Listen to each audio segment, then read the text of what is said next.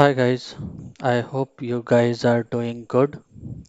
So as a part of our postgres tutorial series, in the last lecture we have learned about how to create simple views, how to perform DML operations on simple views, and how to create views with check option, right?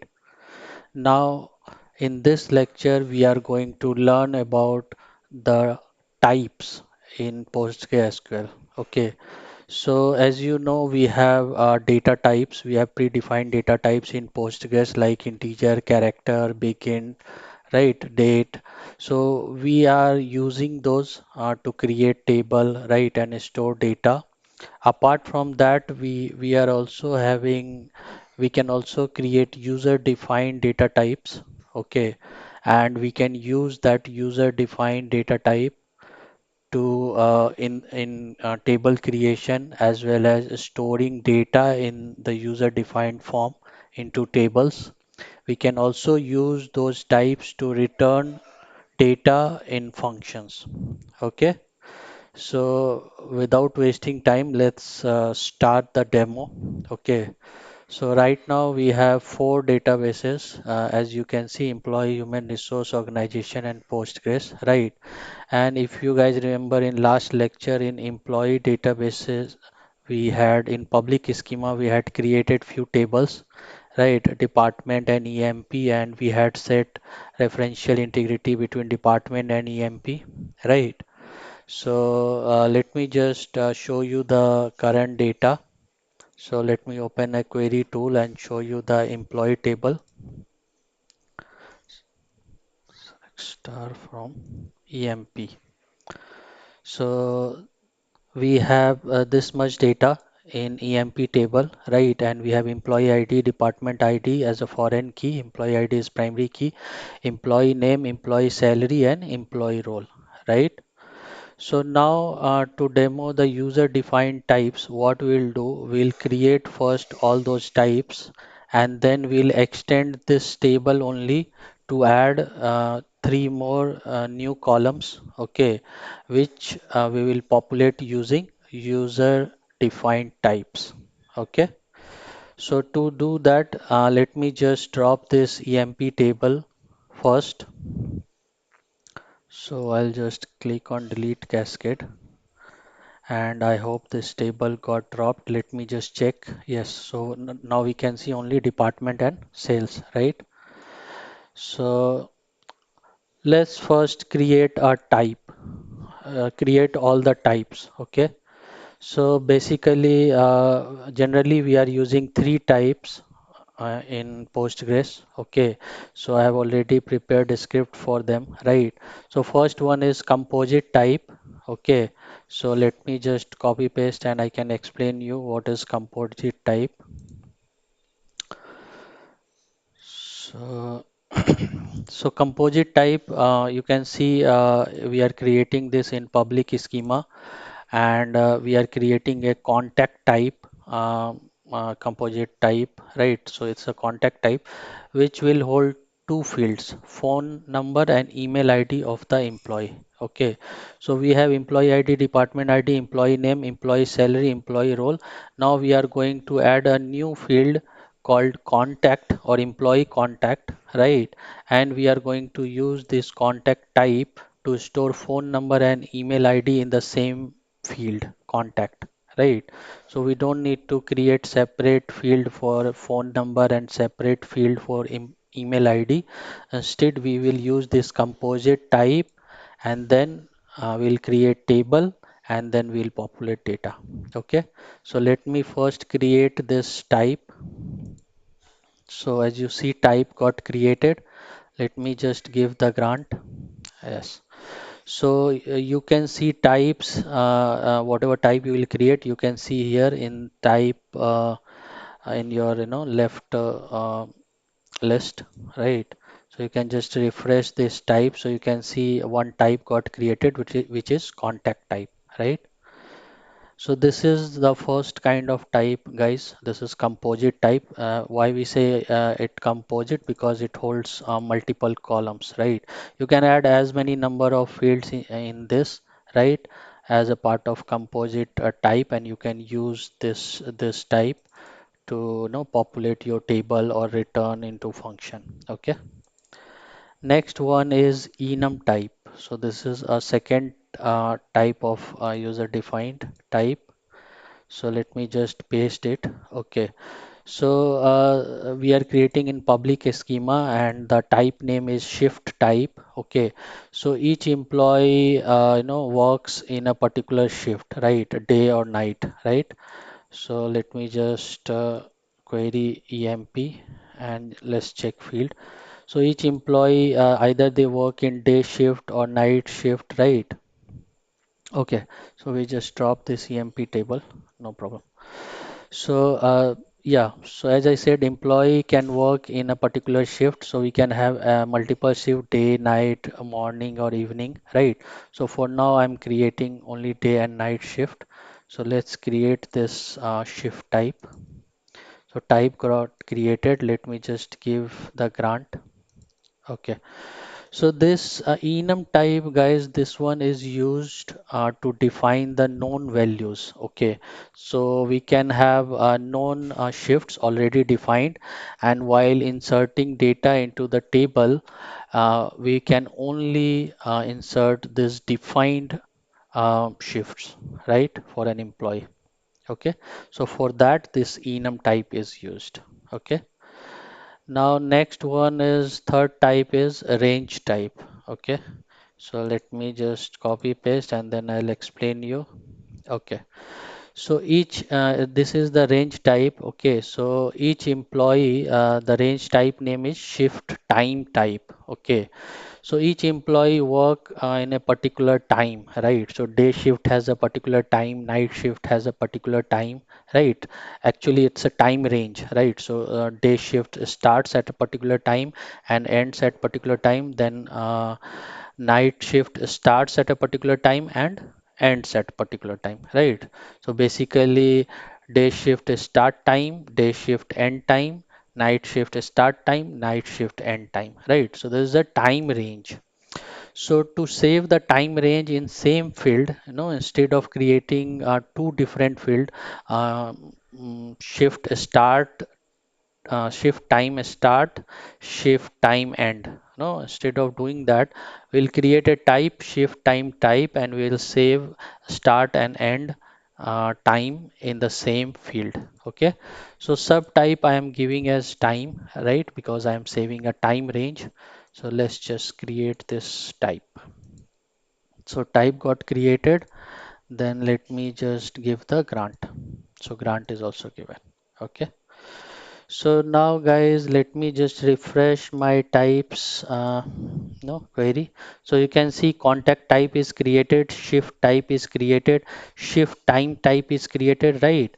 And along with shift time type, Postgres creates one more shift time type multi-range, right? So that's a multi-range type. If you have multiple range of times, right? So, suppose shift, if you want to save shift start time, then shift lunch time, right? And then again from next shift start time and then lunch time, right? So to save multiple time ranges, this type all automatically gets created. Okay. So now we have all the type ready, right? Let's use these types while creating our employee table. Okay. So this is my employee table. Let me just copy paste the script. So this is my employee table. Let me explain you what we are doing here. So we are creating in public schema, we are creating this employee table, right? And these five first five fields are the old fields which we have already seen. Employee ID is the primary key, department ID is the foreign key, then employee name, employee salary, and employee role, right? And now three more field I'm creating, that is employee contact, which is of a contact type, right? And in contact type, what we are saving in contact type, we are saving phone number and email ID, right? And next one is employee shift, that is a shift type, right? So what are the shift type? day and night, right? So just click on shift type and let's check the type. So day and night, right? And next one is employee shift time, right? So it's a shift time type, right? So it's a range of time, start time and shift end time. So let's check this shift time type. So it is a time type, subtype is time, right? So it's a range of time.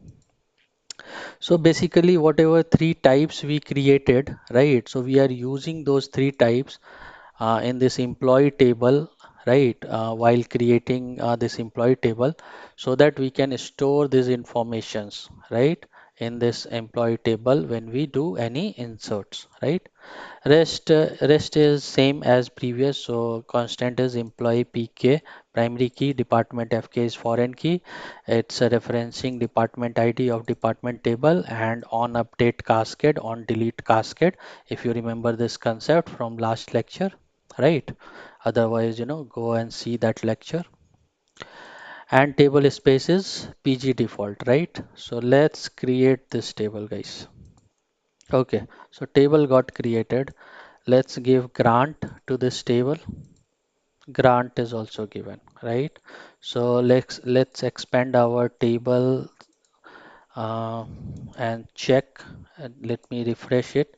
So employee table got created, right? Let's check the SQL, right? So it has employee contact, employee shift, and employee shift time, right? Now it's time to insert some data into this table, guys. Okay.